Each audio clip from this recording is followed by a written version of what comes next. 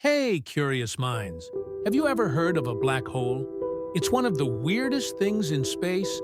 But what happens inside one?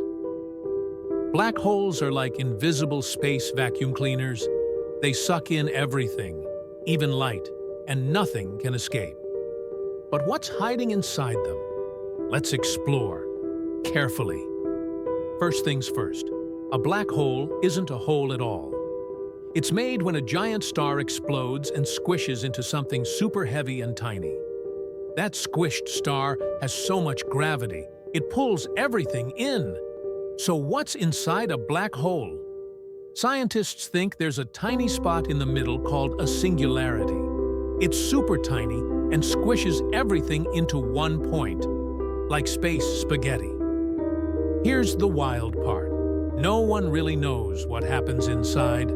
It's one of the biggest mysteries in science.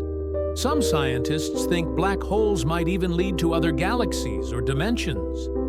Black holes are spooky, powerful, and totally awesome. Want to explore more space secrets and fun facts?